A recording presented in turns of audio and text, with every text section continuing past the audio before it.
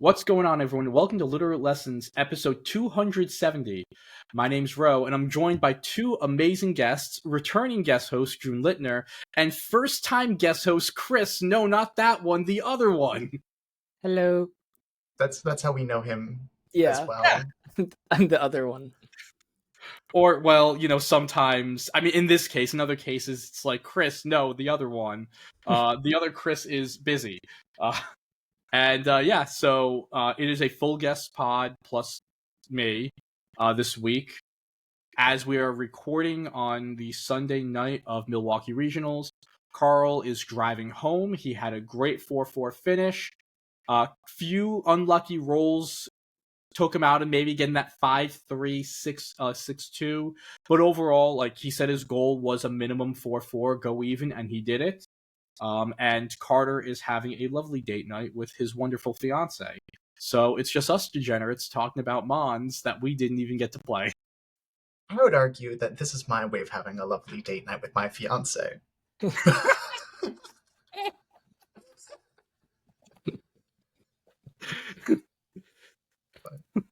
That's just me. No. Chris, what are your thoughts on that? Oh man. I'm glad she thinks of it like that. I'm very glad. No, and this is something. How close are like is this like a wall to wall thing? Like Chris, if you're knocking on the wall, can like June hear you right now? No. I can get there. I can get it to be there. There's a whole living room and a kitchen between us. I think I can get past that. Okay, well, for the listeners' ears, we will not be testing that. Yes, we will be diving into, honestly, a pretty exciting week for your first Regulation I Regional in Milwaukee. I thought it was an absolute blast. I thought it was very entertaining. The teams were really, really cool. It wasn't the CSR Zama Balance Bros Fest that we thought it was. Just wait for Europe, though. They're going to fix that for us. But overall, it was. I think it was pretty exciting. Yeah, that was one of the things that Chris and I really that stuck out to us when we were watching it yesterday. We're watching day one yesterday. Is both a lot of new people on stream being featured, a lot of new competitors, on their first times on stream, which is really cool, really exciting as always, and a pretty good amount of fun Pokemon. There were, a lot of Miraidons, which was kind of the theme of the weekend. But I was very excited to see some Ho-Oh representation on stream. Yes. We got to see the Iron Treads a couple of times, which was cool. Yeah, no, there were a lot. Yeah, I saw more Ho-Oh, and I have to say this, even though I hate saying this, I will. So I know you were on Ho-Oh with Miraidon more as a bit, but like you were going with it. It's kind of real. And then, Carl almost, night before just completely switched to Miraidon Ho-Oh and said, this is good. And I said, Carl, use a goddamn real restricted. You're going to play Ice Horsey with your Miraidon. And, well, the Ice Horse Miraidon did go further, but at least... So, with Ho-Oh, I'm not sure if it's a case of it's good if good players played the team, or if it was just this was a really good meta call for this specific meta. And that is something we do see in especially these double restricted meta games. Even going back to Series 12, we would see where, you would have a specific niche restricted, like Dialga or something, who I don't know about that one. Just make a meta call for a specific event, and you just roll great matchups, and you just roll through an event. And Ho-Oh for this event seemed really, really powerful. And I wouldn't be shocked if your next event, Ho-Oh, is not as prevalent. So I'm not sure where it is. I think bottom line is this. The next time I try to doubt a Pokemon that knows Sacred Fire for the first regional of a format, I'm just going to not, because... I'm kind of 0 for 2. Not as bad as the Entei thing. Yeah. But Regav. Yeah, I was full-blown B tier. Jay called me an idiot. And well, he was kind of right because it won the first regional. think is pretty right. Yeah. Yeah, so I mean, I wasn't. It's not that bad, but Yeah. Ho definitely feels like a mix of that. It feels like a mix of like a one-time meta call that we're not going to see again, but also like it's really just good into the meta. Like it does what it needs to do so well. It lives so many hits that you want it to, and it like for specific matchups, it fulfills that role super well. yeah, It is very like situational as opposed to just like this is an all around good Pokemon. And like like people can either play into that or kind of just treat it as like a one time wonder kind of thing. I think it could go either way, really. Ho-Oh's got a pretty good amount of staying power, though, because I would push back on a point that it is like, it does just the one thing right. Because I think part of what makes Ho-Oh great in dual restricted, similar to Lunala, is you get a lot of that roll compression. yeah. Your Ho-Oh is your fire type, it is your ground immunity next to a Miraidon, which is always important. It's your It speed is control. your speed control, which Tailwind becomes just infinitely harder to fit onto teams. Tailwind and Trick Room, Mhm. although there are a lot more good restricted Pokemon that like to use Trick Room and operate in Trick Room than there are that know Tailwind. So Ho-Oh is very unique in that regard. And Fire and Flying offensively, it covers pretty much everything you might need, and Deletes the 45% of the time. Yeah, for Miraidon, it deletes the Rillabooms. And looking at the usage stats up on the screen, Ho-Oh was the 25th overall most used Pokemon. 69 players, nice, out of around 780. Is that right? Let's go up here. 742 teams. I was a little off there. Used Ho-Oh. And it was mainly paired with Miraidon at 53.62%.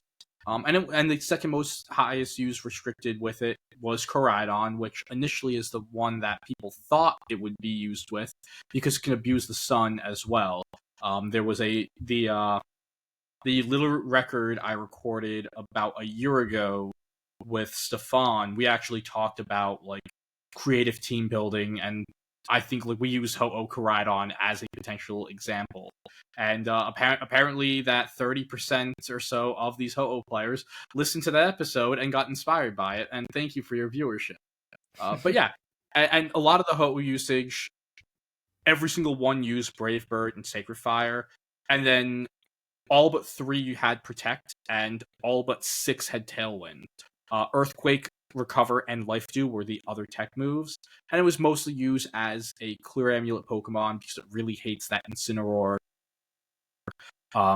Intimidate Cycling. Incineroar was our second most used Pokemon, the most used non-restricted Pokemon, so that was smart. And then the Terra Grass just really helps defensively with the Fire of Flying type combo. But yeah, it's one of these things where it was like super cool to see. Going back to what you said, June, earlier about just newer players, I believe this is the first major that Wolfe Glick attended in at least my memory, going back like a year or two at least, where he wasn't on stream at any point this weekend. That sounds right. Because like I remember there were 'Cause like tournaments where he missed cut and they still put him on. Like they did like the last at round of day. Baltimore, Yeah, it was they like did it. Baltimore, Yeah. and then I think there was like a regulation B or C event I remember where he missed day 2, and they still like they had production play an extra game in the last round just so they could show Wolf. Like it was when he ran that Tinkaton team. Yeah. Yeah. Yeah. So and maybe he might have did like better, but like he was like out of like whether it was out of cut contention or out of day 2 contention, and the last round they still showed him. They didn't show him at all. So that is another really cool thing about this week. They did show the singles version of him a lot, I was but gonna say, we've never I will. seen Joey I will. play VGC before, so it was fine. The fake fans have never seen Joey play VGC before, but we in the AIM community know this guy cooks. This guy knows how to play, and I think that is another agenda that I'd really like to push. Is that The good agency Pokemon agenda. players are no, no. I'm saying good Pokemon players are good Pokemon players. Yeah. I was talking about this the other day where I said that balanced players in VGC, number one, are smarter than people who play HO, and I think that's just a fact, and we can move on. Yeah. Um, No. but Wait. Let me see who builds in our group. Yeah. No. That's true. Yeah, we're good. We're good. I cool, completely agreed upon. got you. But balanced players also just play better in singles too, because they're used to playing longer, more trade-heavy games, and that just in dual restricted, I think that singles mindset really does come through a lot more than it does in like the super muddy waters. Like, I can you imagine any singles player getting in there and playing like the what was it EUIC 2023 finals where it was Paul Chua and someone else Oh my playing god, the why do I Palafin forget? balance mirror. Yeah, and like Oh, Like, the literal only difference was one of them had a Baxcalibur and the other had a Roaring Maulwoon. And it was and it oh was yeah, Gabriel Agati. yes, Agati. Yeah. Yeah. Yeah, absolutely not. But if you just have to assess the board state and say, okay, if I make X, Y, or Z play, I can afford to make this damage trade. There were a couple of times that he got the calls right, wild charging into the Ursaluna, calling the Terra, because that's what you have to do in singles. Yeah. If you get the Terra turn right, you just win the game immediately. And so I think Yeah. that's such a cool skill set that we got to see on display. Yeah, one of so Chris, not this one, the other one.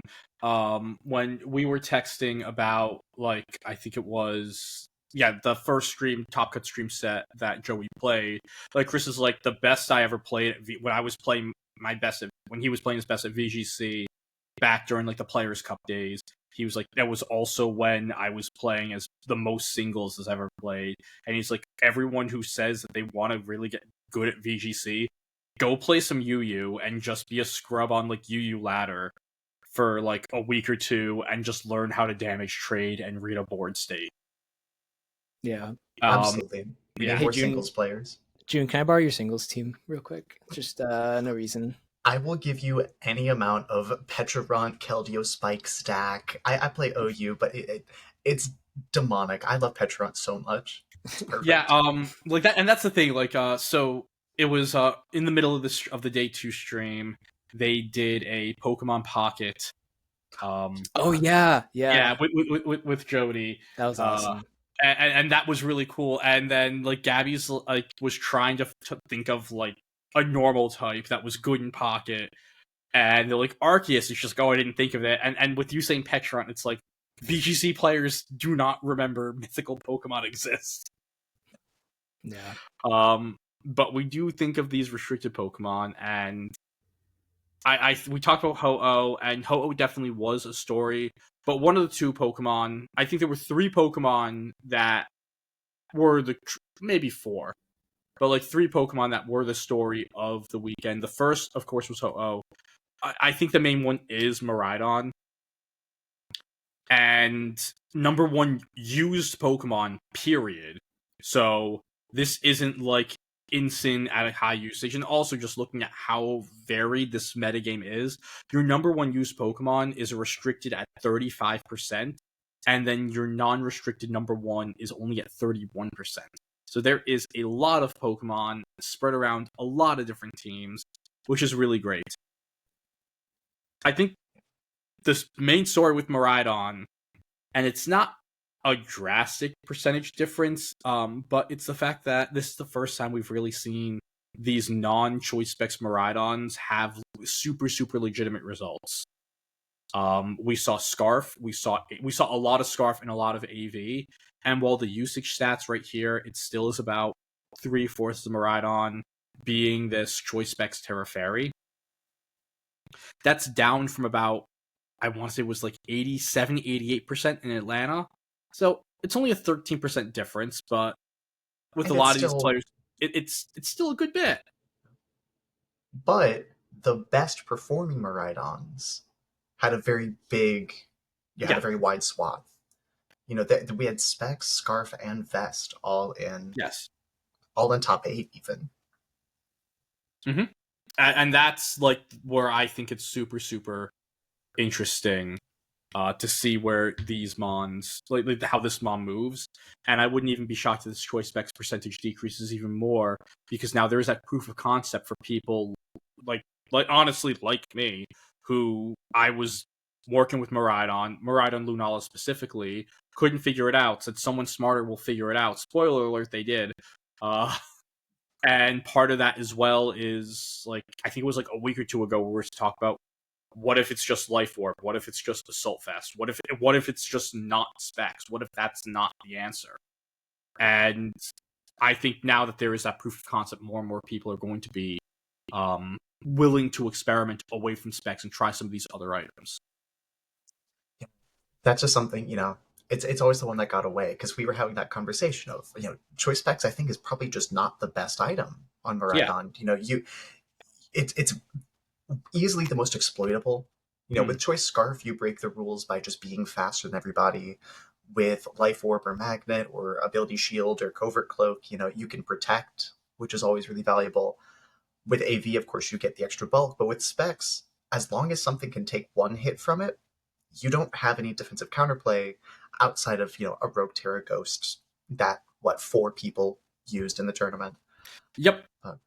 Only 4. But having that, like, the extra bulk of Assault Vest, as long as you have, fake out counterplay, is so nice. Miraidon getting to change moves feels illegal. Yeah, like, every time I play against a Miraidon that can change moves, my brain short circuits just a little bit. I'm like, I don't know. Like, if it clicks Electro Drift, it should always click Electro Drift. My Landorus is safe. Like, that should just be the rule. Yeah, and then all of a sudden you're eating a Draco. You're like, wait, what? Shit. Yeah. And like, I'm also, like, in that sense, when I played AV Miraidon, my brain, since I was just so used to only playing Specs Miraidon, my brain was so hard-coded where I was going and clicking the same move over and over. And, like, at, like, turn 4, I'm like, wait a second, I can click another move. And maybe that's... playing... Yeah, I was going to say, you're just playing a different Pokemon. Yeah, no, it really is. Like, non-Specs Miraidon is completely different. And of course, like, we also see with the non-specs that Terra Electric at 21%, because a lot of times if you're going and doing, say, like a Life Orb or a Choice Scarf, you're actually dropping your Fairy coverage for Protect or for Snarl, which was on 21 of the Miraidons. Scarf Snarl is insanely good. I know that we're used to seeing Chi-Yu do that. But one of the biggest weaknesses of Miraidon, specifically the Specs Miraidon, that when I played was Sash CSR. And to have Scarf to outspeed the CSR and threaten it with a Snarl so you can go and force a Terra, and you can just make super brain dead moves because okay, they have to Terra. Read your team sheet. It's Terra Dark, okay, I'm going to launch a fighting type attack into it. Heads I win, tails you lose. And, like, you're able to do a lot of fun stuff like that. Life Orb, just being 3 attack, like Draco, E-Drift, Volt Switch, Protect.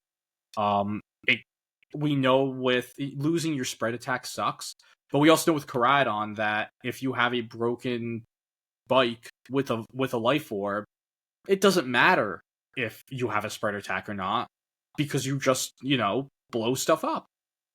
Yeah. No, Chris.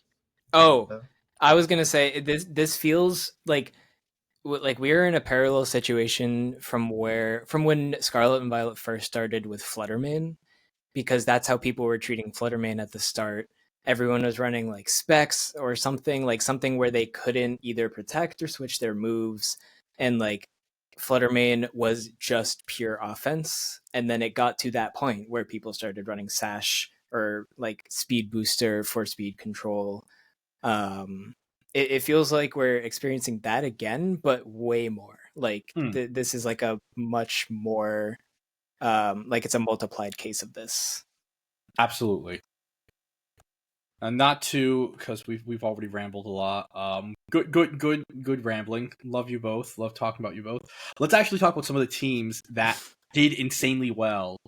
And the first is our champion Andrew Ding with the Terra Electric Assault Vest Miraidon, partnering it with the Electric Seed Terra Fairy Lunala. This is a duo that we did talk about, that I specifically talked about at length last week when we were going over our team prep. And one of the things that I noted, the Miraidon Lunala teams that I saw previous to this weekend, a lot of them were just, hey, this is Arubega, or at least like the shell of Arubega, but it's Lunala instead of a giraffe. And it didn't feel good in this meta. It didn't work. And I said that someone at some point is going to figure out how to actually make it work. This makes so much more sense. Yes, that exact point. That's something that Rockwell, shout out Rockwell, and I were talking about. That was something he said in particular was, all these people in dual restricted just trying to like swap out one of the slots on Arubega, make the Urshifu into a Ho-Oh, make the Urshifu into a Zamazenta, make the Farigiraf into a Lunala. Like, whatever you try to do by just changing one of those pieces just breaks the whole thing. All the pieces of Arubega need to be there in order for that team to function. And it wasn't built with two stupidly broken restricted Pokemon on the field at a time in mind. Yeah. So that was I'd say this style of team is by far my favorite innovation of the weekend, which are Miraidon teams that aren't Miraidon teams, capital M, capital T. They're just teams with Miraidon on them. This team functions extraordinarily well if you just don't even bring the bike. You go Incineroar, Fake Out, Trick Room, or Parting Shot Trick Room, get the Ursaluna in. Cool, we can sweep with the Banded Urshifu. We can get screens up early game if we need them. You have so many tools, and that's part of... It's really the only thing that makes dual restricted interesting is that you get to see the non-restricted Pokemon, I think, shine in their roles a little bit more. Hot take, I like seeing Grimmsnarl around more often. I think he's a fun guy. I think the counterplay to Grimmsnarl is pretty straightforward if you know what you're doing. You just can't let him Thunderwave your whole team. But these more self-sufficient, non-restricted Pokemon, the Ursalunas that are just blowing up things and being immune to Electric and Ghost, I think it's really, really fun to see.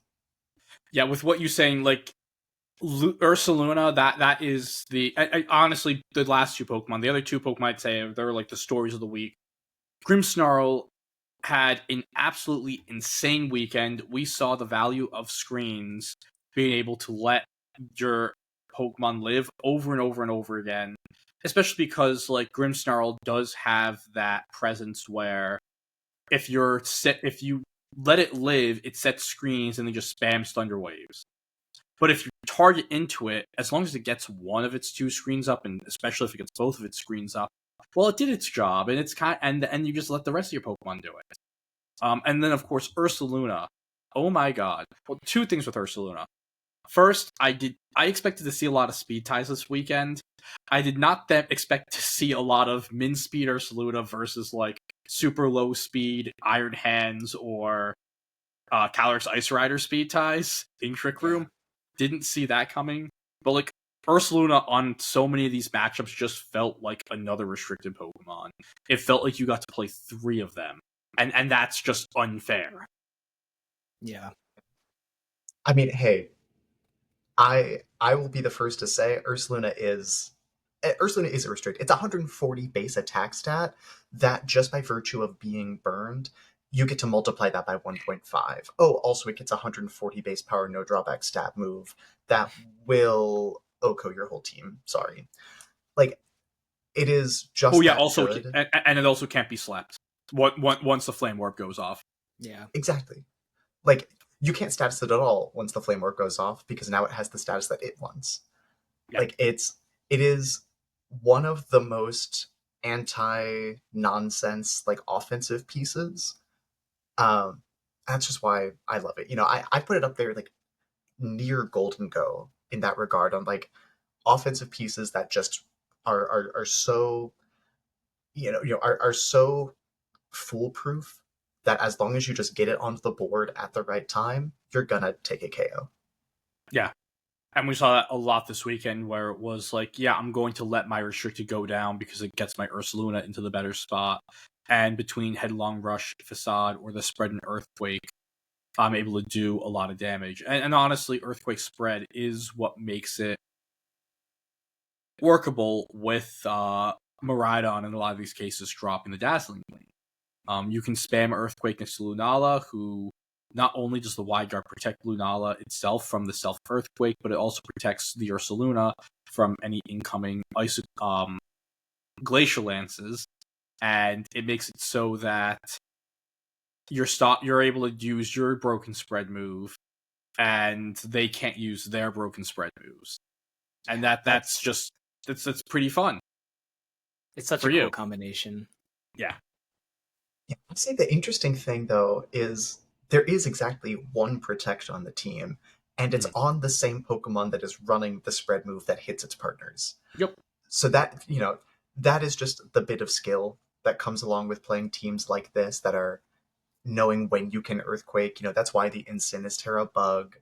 I'm certain, I did this when I was running Ursaluna back in E, F. D, F. They're all the Yeah. same. Running that team is, I had a little notebook. I'm like, okay, I know exactly how much damage or the damage rolls that my Earthquake does to my Amoonguss, my Porygon 2, my Incineroar in and out of Terra. I'm certain that Andrew and Carson and Adi was running an Ursaluna. Everybody who had these Pokemon, they know those damage rolls, and gives you a little bit more of a sense of how the team is that successful, even with that like anti synergy. It's because you just don't click Earthquake if it's going to kill your own mod without providing you enough value. Yeah, and of course, the bug on Terra bug on Incineroar also helps into CSR Zama, which as we go through the top 8 teams, you're going to see that there isn't any CSR Zama, which was the team to note going into this, and there is just a lot of hate for that team in there. The Snarl AV Miraidon. Lunala is always a lot of great hate, and just honestly playing in Trick Room and having a broken normal type that can also go Ghost if needed and spam Earthquakes or Headlong Rushes, like that in itself is just really, really great into the duo.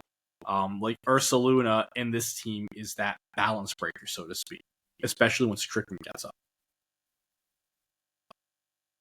And of course, as June already mentioned, Carson Comfrey, who finished in 4th place, also played this team. So a very, very, very dominant performance with this team. Had an insane weekend. Actually, it was Andrew who knocked out Carson in the top 4 to get to the finals. So it was the team was guaranteed to make finals because of the team kill. Now, the team that it went and beat... this is Dylan Kleinven? Yeah, that sounds right. Yeah. That's how they said it on stream, at least. Yep. Dylan, again, also using a Terra Electric Miraidon, this time going with the Choice Scarf item. This is with the Calyrex Ice. This is a combo that, well, at least the duo of Calyrex Ice Miraidon is what Carl ran. Actually, I have to go check the team again. I'm pretty sure this is 5 of the 6 Pokemon he ran. 99% sure it was Miraidon. He ran Miraidon, Ice Rider, Farig, Hands, Volcarona, and it was, I can't remember what his 6th was, but it was 5 of the same 6. It was a Sash Dark Fu instead of the Iron Sash Hands. Dark Fu. There we go. And the Sash Dark Fu actually has a super weird spread and hits a super fun speed stat. We're going to let him talk about that when he gets back. Because I can't remember off the top of my head, and I don't feel like going through our DMs to figure out what the idea was. It was to make it play in Trick Room a little better. I do remember that. But with this Calyrex Ice Miraidon, again, it's parts of this are a little more Arabega-y. Like the Calyrex instead of the Incineroar. Instead of the Incineroar. The Calyrex instead of the Urshifu, the other broken Pokemon that they let us play with. It was Fire Pond and Rock Pond instead of Fire Pond, stuff like that. changed a little, but just the way the team plays is just a lot different. It's to support Volcarona with Will-O-Wisp and Rage Powder, so you have the double redirection, which we know is really, really good with your Calyrex. The double redirection is also really great just next to a Scarf Pokemon that can't protect, to just allow Miraidon to continuously click that really fast Electro Drift without having to worry about taking any damage in return. And then, like, Fergraf and Iron Hands, you stop your Fake Out. Furrig, Iron Hands, Calyrex Ice are an unbelievable Trick Room trio that is a tried and true, like, proven formula to win in a slow mode. And yeah, I think this is just, like, a really cool team and probably one of the better, well, clearly for this weekend, the best way to run Ice Rider Miraidon. Yeah, and that's something that we did see too. I'm trying to remember if we had confirmation on the speed stats. I believe we saw Dylan's Calyrex Ice Rider speed tie with Luca Paz's Ursaluna Yes. in top 4, which Yeah. would insinuate to me at least that they're both min speed. But getting that information even about these teams where you're still running, now you have like the exact opposite ends of that speed sandwich of a Scarf Miraidon and a min speed Cali Ice. So you're able to just pick and choose which speed control you want to go with. The other thing that I really like about this team is the Volcarona. That, to me, honestly, Volcarona was probably the third biggest star for me this weekend. Okay. Of course, Ursaluna Miraidon that we've talked, for however long about already. But the Volcarona really shone through, and that was something that both Dylan and Paul Chuo talked about on stream, that the Volcarona was just a really good linchpin for their teams. Because if you're looking at this, what do you do against an opposing Iron Hands? Not a ton. You have Crying. That's a good one. You have Crying. You have unplugging it, or undocking your opponent's Switch. That's a good one. One of my favorite little button combinations on the Switch is if you press the home button and then X and then A really fast, you could just get out of there immediately. The game's over. And you could just say you won. But the Volcarona is a phenomenal Iron Hands answer. It's just, it's good for the Zamazenta as well, which had a very bad weekend. I was looking at the win rates for some of these Pokemon. Yeah. Volcarona, of all Pokemon brought to Milwaukee who had 5 or more appearances, has the second best win rate behind Ursaluna, but 58.35% win rate for Volcarona this weekend. That's awesome. Yeah, because it's Volcarona primarily used in that support role. Yeah, it stops so much. Like Urshifu's, you don't worry about hands, like you said in Zama. Like it stops it. Really. Yeah, I think, like, with you going through this, just taking a look-see back to the standings, all 3 of the Calyrex Ice Miraidon teams that finished top 8, all of them were paired with Volcarona. Not only just Dylan, but again, Paul Chua and Darsh Patel. They all ran this Pokemon. And the teams, of course, very similar. So very similar pieces. Going into the tournament, in last week's episode, one of the things that Carl and I discussed is that, like, it's not just Miraidon, Calyrex Ice. It feels like Miraidon, Calyrex Ice for Graph Iron Hands. Those two fit so well with that restricted pair. And the problem was, like, the problem that needs to be solved was, who are my other 2 Pokemon that don't make me fall into this I'm recreating Arubega trap that work with this team and make it succeed. And in a lot of cases, it was Ogerpon and Volcarona. Just to jump around a teeny bit, 5th place, Paul Chua, instead of going with the Rock Pond, he went with the Water Pond, a favorite of mine. Was really, really cool to see that Pokemon again. Just be a super bulky special defensive wall that can heal itself with Thorn Leech and put out some water type damage, which is really cool with the Ivy Cudgel. And then Darsh went with a Screens variant where along with Volcarona, he went and gave it Quiver Dance and coaching on the Calyrex, on the Urshifu as well. And this is actually a team that's very reminiscent to what Joe Ugarte was running in Regulation G, with the setup Volcarona and the Screen Scrim next to Miraidon and Iron Hands, with like the super fast Urshifu sometimes. So like all of these teams, a lot of the pieces seems relatively similar. Darsh's being like the most different, but this is my first time seeing this team because nobody has pointed out the Leech Seed Leftovers Calyrex Ice. Oh wait, shit! I didn't even see it. I can't read. That's they didn't feature this on stream at all. Yeah, I this is my first time seeing this team. That's crazy. I saw the coaching with next to the Calyrex. I saw I saw all that. I did not realize that there was a Leech Seed there. That's interesting. Wow. Because it's or I was gonna say it's a soft, it's a good replacement for high horsepower because you're doing slow damage, and so if you're walled by Wide Guard, you just set up a Leech Seed and just force them to keep clicking Wide Guard, and you're winning that. That feels like a really good replacement for high horsepower because that's the role it fills. It is if they have Wide Guard, I'm going to use this, and it feels like it does that really well. I was going to say your replacement for a high horsepower is an offensive Volcarona. That too, That too. Yeah, no longer a Volcarona that's just clicking Rage Powder, getting Rocky Helmet chip. This one, again, reminiscent of the Joe U team and how Volcaronas existed forever, is I am just going to click Quiver Dance behind screens and I will win the game from there. The cool part about this is the struggle bug instead of something like Giga Drain that we had seen, very common, especially on Terra Grass Volcaronas, or even a Terra Fairy Terra Blast. That was very common a few regulations ago. But struggle bug just for a little bit more utility. Teams like this, I'm really, really curious on the Volcarona and the Calyrex's speed stats. Yeah. Yeah, that's what I would be the most curious about as well.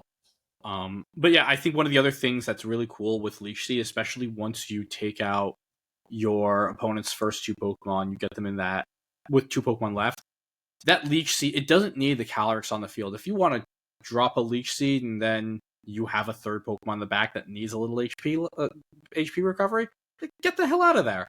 Throw in your Pokemon and then they get the recovery. Great Volcarona, if you want it, it could go press Protect, get some Leech Seed recovery, maybe then Quiver Dance, get some Leech Seed recovery. Protect again, just keep on clicking Protect every other turn, like VGC players love doing.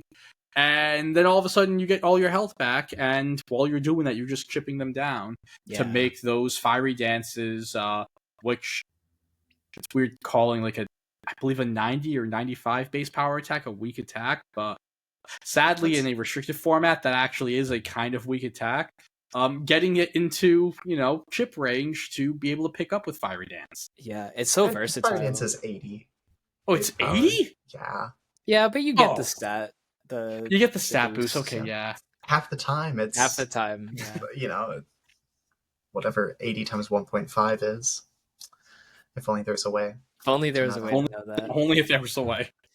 But yeah, no, Leech Seed just sounds so versatile here. You can use it in so many different scenarios.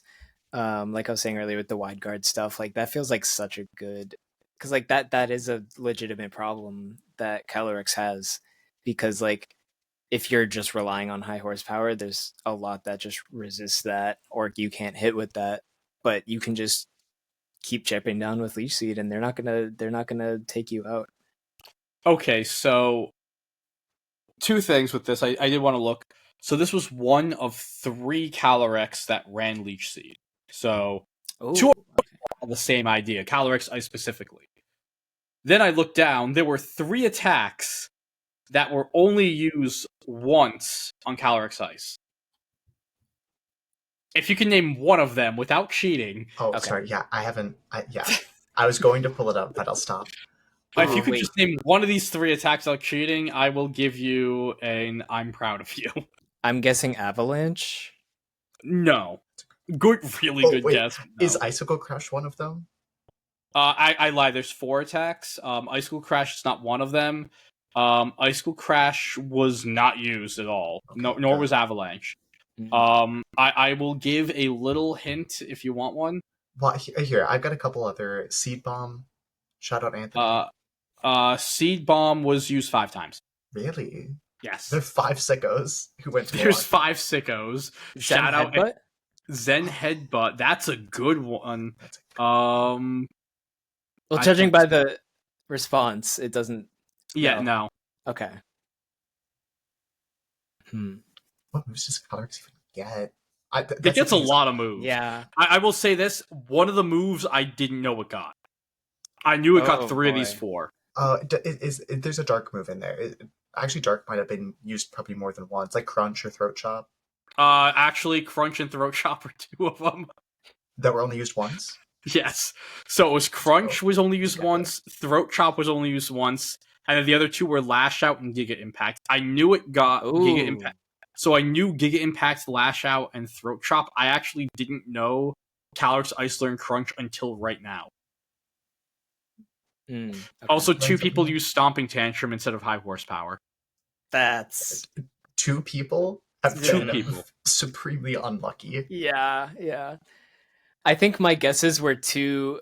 I was thinking of moves that could act like make sense. That like moves that you would run. I was Chris too out- generous. Chris out Three here of those calling 4 these moves. 4 people idiots. The 3 I of was those too 4 moves are generous. basically the same move, though. I mean, 3 of the 4, and then Giga Impact. Which, Sure, why not? Mama didn't raise no bitch. Terranormal Giga Impact. What if wait. What if it was the same person who ran It could Giga have been. Impact and Stomping Tantrum on the same Calyrex? Also, one of these, I will also throw this out there, there was one person who ran Terranormal, so it might have been Terranormal Giga Impact. Wow, I'd be one that's for that. awesome. Yeah. But yeah, no, honestly, Calyrex Ice, really cool Pokemon. Kind of sucks a little that it didn't get its win. Lunala is cooler, though, so I'm happy. It feels like Calyrex needs a little more time in the oven for double restricted. I think this specific duo needs a little... and it had a lot of usage.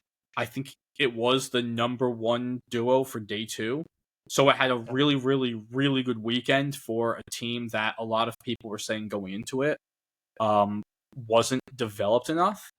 And yeah, it ended up doing pretty well. I think if you wait another month or so by NAIC, other variations of this duo are going to come around and do even better. Sure. So due to the fact that a lot of these teams in the top 8 are Calyrex, Miraidon, or Lunala Miraidon, I am going to skip around, sadly skip over Lucapaz. We kind of talked about Palchua and Darsh and Confer.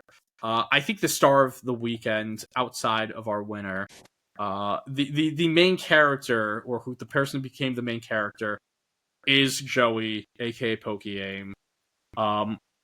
More than just so he was on stream twice for his Top Cut matches. At least that's what I think. Was he on stream? He wasn't on stream yesterday, and he didn't get on stream for Swiss Day 2, right? Sorry, they put him in for the play-in to top 16, and then top 8. Yeah. Yep. This man is a showman, and I think if people talk about we need a villain in VGC, fuck that. We don't need a villain. I'm not going to go on the rant I was about to go on, but y'all know who I'm talking about, and there's multiple names. We don't need that. That's not, those people aren't needed in VGC. What we need are entertainers.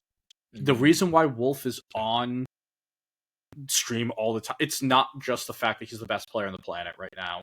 It's not the fact that he is a professional Pokemon player that they did an entire documentary on.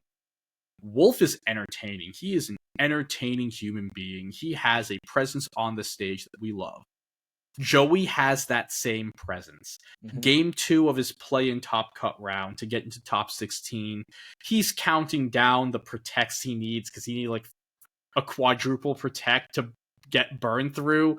And not only is he counting down his protects, not only are the fans in the stands counting down his protects, his opponent is counting them with him. That's how charismatic this person is. That is like this weekend with what Joey did. This is what VGC needs to grow. Joey's entertaining. I have friends who, due to other things like VGC's in the back burner, they tuned in for this. Pokemon was on stream. They tuned in, and he made it so worth it.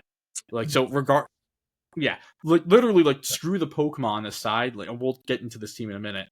Just like him going to this event, doing what he did, playing as well as he did, and entertaining us at home the way he did, made this weekend a success for TPCI.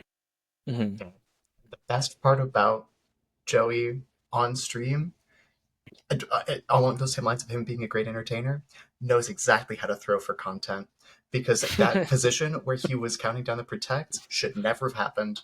He had Ho-Oh in Trick Room, confirmed to be the slowest Pokemon on the field in front of a Lunala with Meteor Beam active, and a Koraidon that couldn't Terra.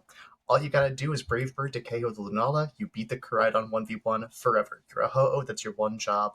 But hey man, he really wanted us to take it to game 3, and he wanted to hit the first quintuple protect ever on stream in VGC history, and I respect him for that. Yeah, you can't blame him. He did hit the double, and when he hit the double, in the back of my head, I'm like, oh my god. No. I was like, no, it's destined. No. Yeah. I was like, he might be able to do it. I think that, like, it feels like, especially this weekend, it feels like the production of the stream has been way more focused on making sure that they're putting on people that are charismatic, they're good conversationalists, just like people that add a lot to the live stream itself, and like it just make it enjoyable. Like how like that pocket segment with Jody, that was really nice. And they've done like other segments in the past, and like, you know, those interviews that Gabby do are really nice. Just getting those, shout out Big Tone, like just getting those people on stream and, like, you know, recognized in the community that like some people we normally wouldn't see on stream. It feels like they've been tapping into that a lot recently, and just like trying to improve just like the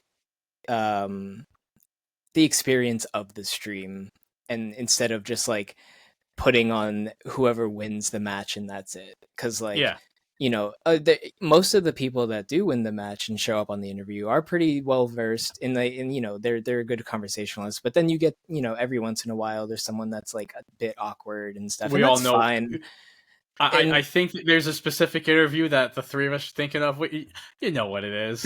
But it's really nice that it seems like they're really trying to improve in that aspect, and like having more side stuff that like gets people like that on the stream. It feels like a really nice step that they're taking. And I do like to think that Anthony was a big stepping stone in that, because god damn, why didn't they put him on stream? Yeah, I mean, I just loved seeing Tony T, and the T stands for talks to Gabby while at the regional. And yeah, it's like, again, like, for someone who doesn't follow singles content, Joey is a newcomer. They don't know who he is, and I think it's like, I mean, I don't really go into singles. I know Joey just from being a hardcore Pokemon fan and a competitive Pokemon fan.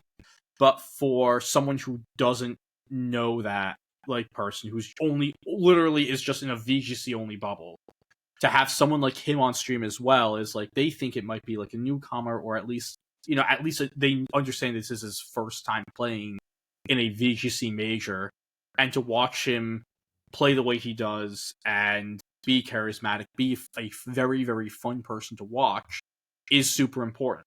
Because, and also for the singles players, there were I watched the YouTube stream like an ethical human, but apparently on the Twitch chat, it was just a ton of people just all caps saying agency. Like, this man has a brand.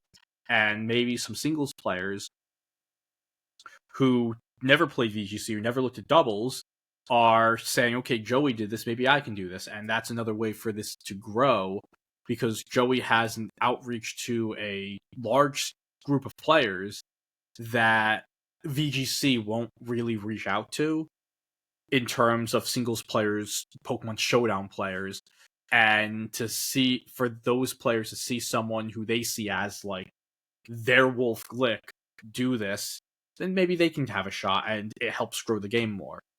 Let's try to talk about this team. To be fair, that was fantastic, though. You know, Yeah. Oh, yeah. I love talking about the game. Yeah. Yeah. This team, it's rad.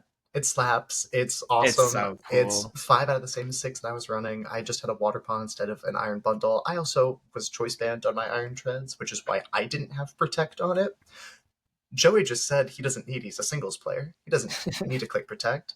So I did find there was another person in Just Nox's server who also ran this 6 that day too, and they said that the Life Orb, high horsepower Life Orb, will KO most Miraidon, and even with a choice band, Iron Hands is a roll anyways. So, is what it is. In this case, that person said that they ran Stellar Terra, and they said like Stellar Terra Life Orb is just better than Terra Ghost Band in most cases. With that being said, since they really want to take advantage of this Ho-Oh, Joey ended up just saying, screw it, Terra Ground, because I'm a singles player, and clicking Stab, Earthquakes, and high horsepowers boosted by Terra is fun. And he's so right. but no, the team, you know, outside the Iron Treads and the Ho-Oh and the bundle is like pretty standard, but that's half the team. Yeah. The Focus Sash Iron bundle was so huge. Like the fact that the Focus Sash Iron bundle was the Trick Room answer for Lunala Ursaluna in one of his stream sets, that's beauty to me. That's like, I was gonna say you can't teach that. You absolutely can. There are whole academies on it, but that Pokemon sense that carries over. And he said it in the post game interview too. He was talking about how he had to preserve the Focus Session Iron bundle, and he was able to use that leverage. You know, even when Trick Room went up, he had Iron Hands next to Iron Bundle, both at full HP. There is no way that his opponent's going to be able to take 2 KOs. So you just keep leveraging that. You always have the Encore pressure, which he never clicked. But one constant through line is Stab Earthquake next to Ho-Oh. Good. Or just Stab Earthquake on a Miraidon team. Awesome. Yeah, and it's just, that was one of the things where you were saying the ability that the Sash bundle was able to, the pressure it was able to put on, because like right now the Freeze Dry is unbelievable coverage into this meta. The Encore, in order to trap Pokemon to moves, is super, super annoying for people.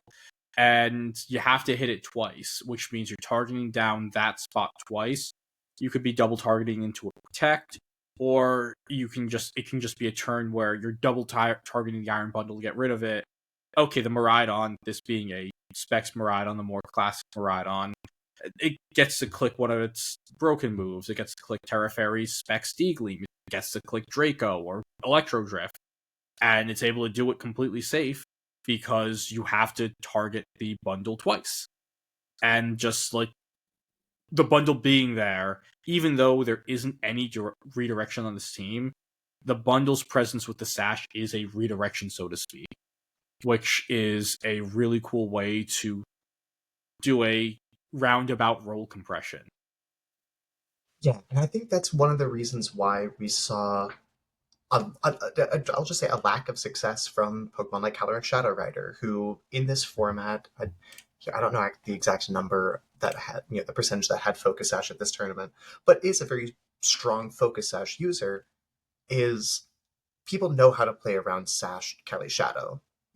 Most people's game plan into those teams are either spam Snarl or use 2 weak moves click Glacial Lance or Dazzling Gleam into a Cali Shadow twice, and you're going to be able to KO it. But having a Pokemon that really leverages the Focus Sash well, I think that is a huge, huge bonus in this format. Like the Cali Shadow, every time I've tried to use it with Focus Sash, it's like nice, but it rarely is terribly impactful because you're either your opponent's playing around the sash whether you have it or not anyway in closed team sheet or an open team sheet. It's still a restricted Pokemon. You still have like restricted level stats where unless it's a super effective move, you're probably not going to get O-code by it anyway. Yeah. Iron Bundle, though, does not have those restricted defensive stats, and it needs the Focus Sash to live, which means that it can just invest fully in its special attack and its speed, and that's perfect. Yeah. So I'm excited to see more Sash users. I think Sash Urshifu is going to make, or should make, a big comeback. Sash Calyrex, I'm not Calyrex, Sash Chemiao as well. So these Sash Pokemon that put out a lot of pressure that also need the Sash and just focus, but like are able to be kind of, I wouldn't say a black hole in a bad sense, but a black hole as in it draws everything into them and can make your opponent think certain ways. Like that's going to be super, super useful as this format goes on. Bundle's also been really cool. Like, it's always been in the back of my head where it's always going to naturally outspeed Miraidon and Koraidon with the 136. And like that feels really good just for baiting Terra or like forcing Terra. Because that feels really important. Because like, I mean, Miraidon and Koraidon love to Terra anyway, but it's nice to either like play in, like it's nice to play into that. Yeah. Or then, even just or no, sorry, you I was just gonna finish that out. Yeah, I was going to say, or even just like knowing I can click Icy Wind, and I have this, and like my Miraidon, I know my Miraidon's faster, or like I can click Icy Wind, and I know my Ho-Oh can now make a play without taking damage. Exactly. Moving on, our last top 8 team that we're going to talk about before talking about a few others. Jonathan Quinones. And this is our first Calyrex Shadow. It's actually our first team that we've talked about that doesn't have Calyrex Ice, Miraidon, Ho-Oh, or Lunala. This late into the episode, we're finally getting to Calyrex. We're finally going to talk about Rillaboom. We're going to finally talk about Amoonguss. And the Terapagos is here too. This team feels like, minus Urshifu, this feels like a Terapagos team. Or it feels like a combination of like a Cali Shadow and Terapagos team. This is like the team. And like, I like that. Yeah, it's very, very reminiscent of the Terapagos team from Reg G. The big difference is, instead of a Screamtail clicking Encore and Disable, that's a Calyrex Shadow Pokemon that you can't fake out. It's a little bit slower, but it also gets Focus Sash. And then instead of having, the Speed Control mod, the Tornadus, the Heatran, the Matchup Check, you've got the Amoonguss. I've seen versions of this team that have like Pollen Puff on Cali Shadow, which I tend to prefer a little bit more. I think gives you a little bit more utility. And it makes playing against like Lunala in particular a whole lot easier, because if a Lunala is clicking Wide Guard in front of a Cali Shadow and a Terapagos, what are you doing to it? Clicking Disable. Yeah, but then it gets the turn. But then the thing is, the Lunala gets the turn right and on then the clicks Disable Moongeist. and clicks Moongeist, and now you're gone. Oops, sorry. Hypothetical modes, But this team, very, very bread and butter, very just, the Terapagos is going to do Terapagos things, and as soon as you over prepare for the Terapagos, as soon as you overcommit to that mode, it will just click, fake out Terraghost Astro Barrage, and your team is gone in 3 turns. Yeah. I think that's one of the nice things with the Calyrex Shadow Terapagos team. One of the things that the Terapagos team was missing in the past is that like It was like Rocky from SpongeBob. You know that episode from SpongeBob. Chris, are you old enough to know that episode? No, get it. I feel offended. That's Anyways, crazy. it's like it's okay, buddy, take your time. And I think that was one of the reasons why in Regulation G, we mention this all the time, it's like the reason why Zamazenta, Koraidon, Miraidon, Calyrex Ice, they were able to just do the thing at go, and Terapagos is more like 1 minute I have to click Calm Mind, Protect. I'm going to Calm Mind again. While I'm doing some fake out cycling, trying to get some HP back. And by turn 6, then you start actually like putting damage out and playing the game of Pokemon. If you didn't get crit and just like lose one of your balance pieces in the first 5 turns, then you're done. The Calyrex Shadow with the Terra Ghost and the Focus Sash gives you that go mode to allow you to at least have, even if it's not in the back or it's not something that you're doing, the idea, as June said, of that threat of if I over-index on one mode, I can immediately lose because they do have the nuclear button go mode as well, is really nice. And I think that's like the thing that's really helped the Terapagos team evolve. Along with the fact that Calyrex Shadow doesn't need weather or terrain. So that makes Terapagos an unbelievable partner because you aren't taking away the electric terrain that Miraidon would want or the sun that Koraidon would want when you go and terastallize your Terapagos. It's just the same exact scenario. Yeah, this is a restricted pair that I had thought about a lot because, of course, the inherent synergy. Terapagos, what's it afraid of? The only thing is fighting types, specifically Urshifu, but just fighting moves in general. I can just switch my Ghost in on those, and fine. Calyrex Shadow is afraid of Ghost moves. I can just switch my Terapagos in. Calyrex Shadow forces things to terastallize more than any other Pokemon in the format, I would say. Terapagos loves when other things terastallize in front of it. And then, of course, you just have like the best support pieces in the game because why not? You're just going to use the strongest Pokemon. But it certainly does feel a little lacking. Like, for example, Scarf Miraidon with Snarl, Scarf Chi-Yu with Snarl. Anything with Snarl, basically, is going to really, really, really shut this team down. Yes, the Calyrex has Disable, but you're not going to be able to terastallize out of that weakness to the Snarl. You can't redirect it. There are just a lot of, I think the power level of this team, while it is a lot of the best Pokemon, the damage output that you are doing on turn 1, even with the Terragos Calyrex option, Isn't enough. Is just it's not that it's not enough. It's just not the same. It's just less than even the AV Miraidon teams because they can go Terra Electric, Electro Drift, and just pick up Okos with neutral hits. Where Sash Kylie Shadow does still struggle with that because of the spread damage reduction. Yeah, I definitely think one of the things that I would be interested in, Carl mentioned it last week, I've thought about it a lot, going back to using Covert Cloak on the Terapagos in order to stop these Snarl drops. With the rise in the Snarl Miraidon that we saw this week compared to Regulation G, I wouldn't be shocked if that Covert Cloak comes back onto Terapagos. And maybe that also turns it into, okay, I need an extra Pollen Puff. That's where we see the Pollen Puff, Calyrex Shadow, so on and so forth. So maybe that is the next growth in these Terapagos teams due to the meta. And we'll go from there. So that does cover most of our top 8 teams. And I do have about 4 or 5 teams to just quickly go over. We can promise to be fast. Yes.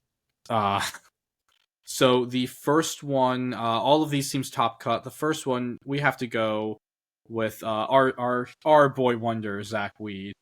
Running the Miraidon and Calyrex Ice, both him and Grant Laird spent a lot of time with his team. And this Miraidon Calyrex team going with the Iron Valiant as a catch-all, wide guard, coaching machine, and the Ogre Pondfire. I actually hadn't seen this team yet. This is really cool. Yeah. I was going to say, speaking of Arubega just flipping around a couple of Pokemon, but your Urshifu and what even is the other Pokemon? It's literally just your Urshifu your Urshifu and your going through it right now. Exactly. And Yeah. your Urshifu and your Whims Whims. are which is funny that Zach dropped the Whimsicott. Are now a Valiant and a Calyrex, which you add a lot of offense, you add a lot of utility, you do lose the Tailwind mode, but you're now using Scarf Miraidon with Terra Electric, which gives you a ton of speed anyways, and you have two different ways of setting up the trick. And then just poaching in Yep. this format, coaching next to Cali Ice, coaching next to Iron Hands in terrain, especially coaching next to Ogerpon. Like, it's just good. It's just really, really, really strong. Even coaching next to Miraidon to just make it bulkier. Exactly. The thing that you care about with Miraidon is making sure that you don't just faint to a Glacial Lance. I will coaching next to it. Now I don't even have to Terra to survive that. You still, of course, have the Choice Scarf with your Terra Electric Electro Drift, which is awesome. The Speed Sandwich in full display here. Once again, really intrigued to know the speed stats for like the Cali Ice, the Iron Hands, the Fergaraf. I'm assuming they're all pretty slow, but we didn't get any confirmation. We can just bug him later. And another play we can bug for their team is Dawei C. This is the last time we're talking about Miraidon, okay? No, but this one's okay, because look at this. This is Protect, Degleam, Calm Mind, Covert Cloak. This is one of two Covert Cloak Miraidons. Dawei is a diva. She just loves playing these slow, methodical games with the Sinistra, with screens, with these setup mons, and is just disgusting at doing it every single time. There's a lot of really cool text on this team. It's awesome. Yeah, this, in the same thought process, at least, of the teams that Carson and Andrew were using, it's a Miraidon team that isn't a Miraidon team. It's a team that has a Miraidon that will click Calm Mind, and if you give it enough turns, it will just sweep your whole team. But it's the Covert Cloak Koraidon, or Miraidon, with the Rillaboom. You almost want your Miraidon to be in grassy terrain to give it recovery with the Sinistra's Hospitality, with the screens, with the bulk boost from your Calm Minds. The Life Dew. It's like, it's beautiful. And of course the Leftovers Ho-Oh too, because yes, we need recovery. That's something that we've seen, I think, throughout a lot of these teams, is that just damage recovery is so important, because the margins get so slim when you have such a gulf in the power level. Every team has these two just broken Pokemon, then the whole rest of them. Everyone else knows how much damage that they expect to do. So some people will, throw a Choice Specs onto a Pokemon so it does a little bit more damage than expect, or they'll just run an offensive Terra. But Dawei almost always decides that they're going to bulk creep the entire format and just be bulkier than everybody else. And it works so well for them. This is beautiful. The taunt Incin too, like, everything is just so meticulously placed. You just love to see it. Yeah. Speaking of teams that take 4 or 5 turns to get going, though. Yeah, no, but like the thing is, and I think this is just the skill level that Dawei has. 2 top 4s this season, just one of the best players in the country, and I think it's just like she knows how to play the team that, like, this is how they love playing Pokemon, and they're just better at it than everyone else. And I think that's like one of the things in these formats with restricted Pokemon that you can lean into if you know that you can just like golf not only in the power of your Pokemon, but the power of like your player skill. If you can play a certain way better than anyone can play any other way, lean into that. And Dawei clearly is doing that. Okay, 2 more teams. There's a reason why we see. Oh. I was just going to say, to put a button on it, there's a reason why we see the best players tend to do the best in like GS Cup and restricted formats. Yep. Okay, so we are on our first Koraidon team. This was one of the other archetypes that we expected to see. Now, Carl finished, not our Carl, another Carl, finished in 12th place with this team. And we just wanted to, again, just show what it looked like. This is kind of what we expected. The Flutterfish combo, Brute Bonnet, a Ghost type restricted, and Indeedee. Like, I think the pieces in general with these Koraidon teams are kind of set. It's just picking and choosing which photosynthesis Pokemon, or at least like sun adjacent Pokemon that you want to put with the Koraidon, along with do you want to use an Ogerpon or do you want to use an Indeedee? Yeah, all the pieces just make sense. Like, there's no, like, maybe other than Brute Bonnet, like there's no funny business going on here. It all makes sense. I don't even think Brute Bonnet's funny business at this point. At this point, yeah, it has a role. With how last month ended, it's just a good mon. Yeah. And I'm certain every single player in North America has read Sam Pletcher's write-up that he wrote. It's on Devoncourt .press, I think is the URL. I believe so. That he just wrote all about Brute Bonnet and his team building process with Koraidon. It's a wonderful read. Shout out Sam Pletcher. Yeah, no, exactly. Like Sam's been on this for a year. Oh, yeah. About more than that. Yeah, more. It's just a really, really good team. This is the Lunaludon of 2025. Different from the Lunaludon of 2022 and 2019. Power level wise, though, yeah, it's the same as every year. This is just a disgustingly powerful team. One of the cool things is you get to really see the offensive pressure that Lunala can put out. It does have a massive special attack stat, and once you get that power herb boost and the Indeedee on the field, you can spam these super powerful stab expanding forces and just do absolutely crazy damage. And that does give Lunala that spread type damage that some of the other Lunalas that we saw, mainly on the Miraidon teams, are missing. So that really, and that also complements the Koraidon that doesn't have the spread damage. Yeah, it's another trick of what we've seen, and another reason why Kelly Shadow and Zamazenta didn't have a great weekend is if you're a Kelly Shadow rider and a Zamazenta, what do you do here?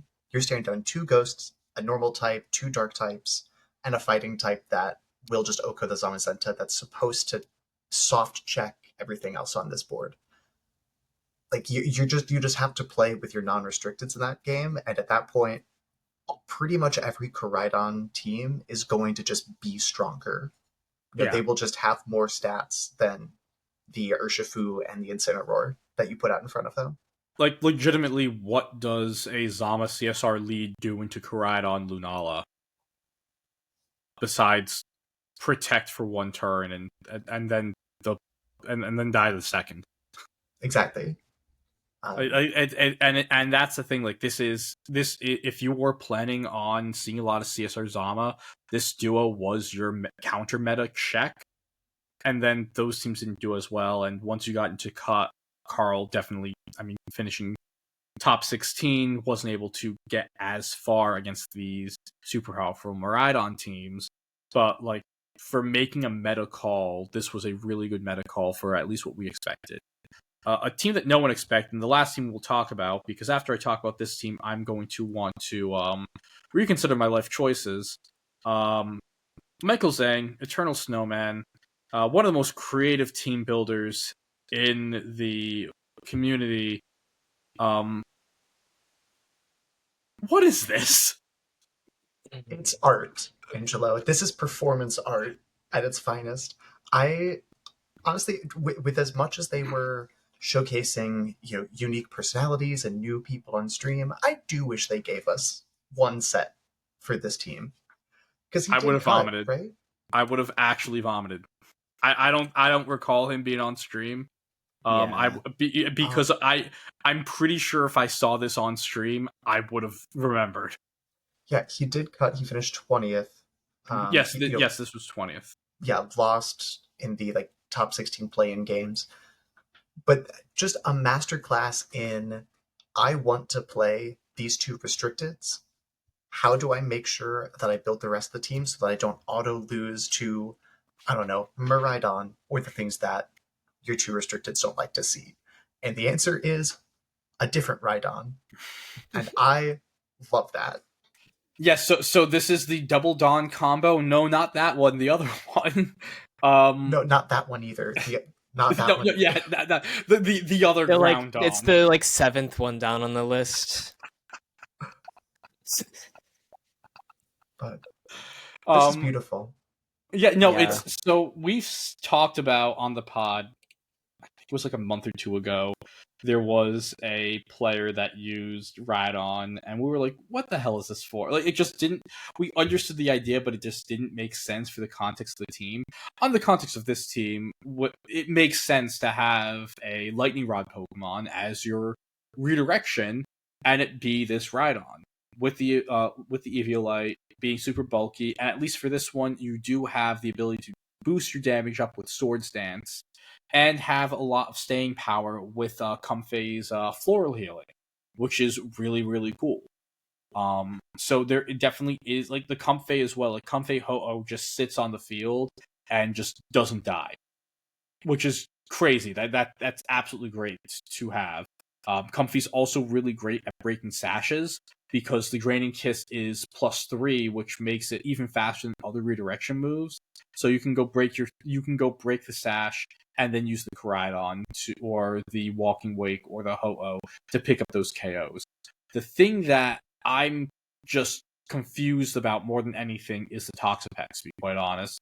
And I think the theme of the weekend, another theme of the weekend, is singles things doing well in VGC, with both Joey and now this Toxapex coming in 20th.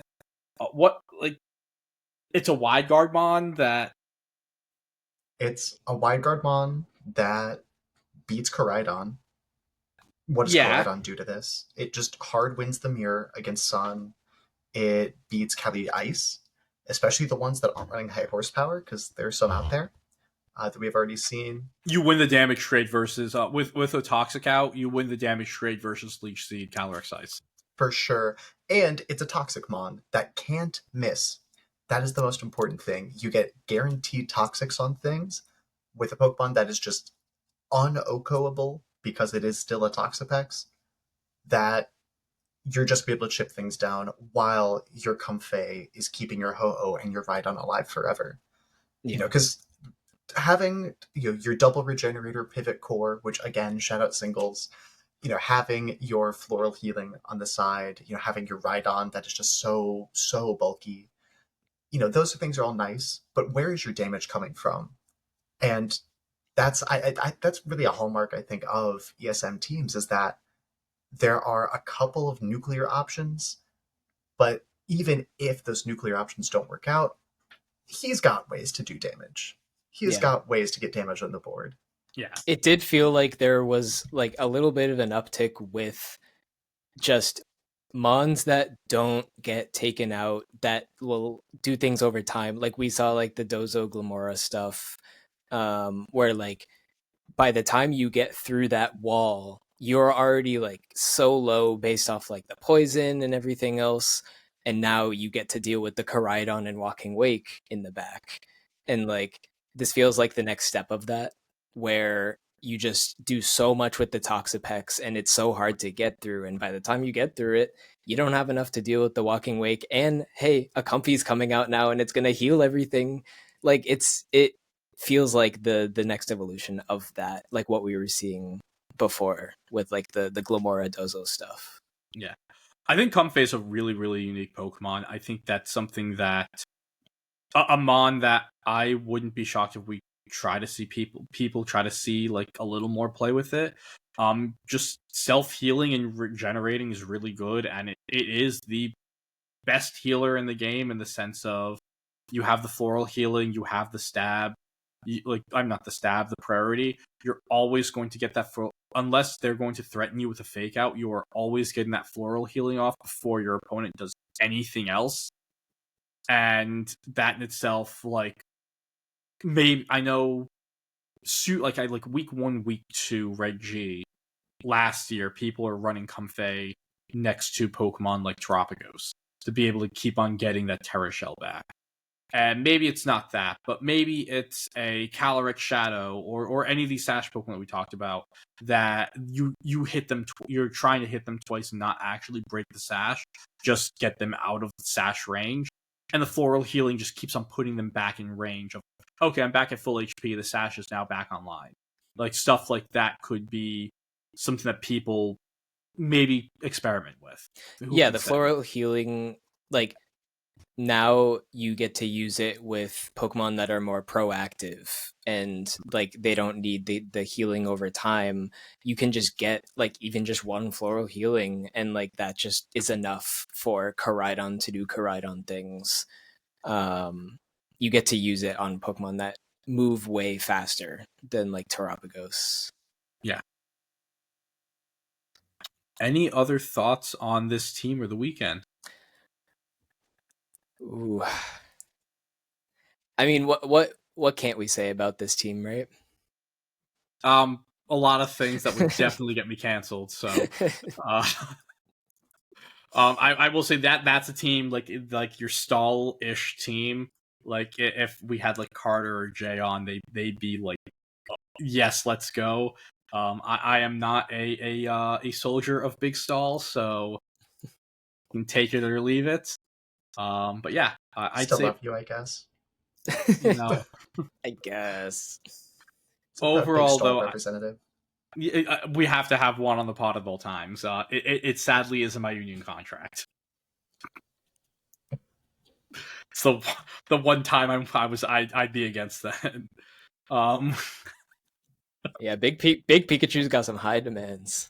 Yeah, really. Anti-union, and I'm just. I know I am not. I'm not part of one, but I'm not. Interesting. I mean, like, there's literally like 5 people that do what I do, and they're my 4 coworkers. I was gonna say, yeah, we don't need to get into your career, I suppose. I have a cool job. I like my job. Yeah, that's good. I like your job too. I think it's cool. Yeah. Okay, so I think we're all done with coverage. Thank you so much for joining me, you two. We're going to start with Chris. Where can the listeners find you? Oh boy. I am on Blue Sky. I am on, I believe, as Christopher.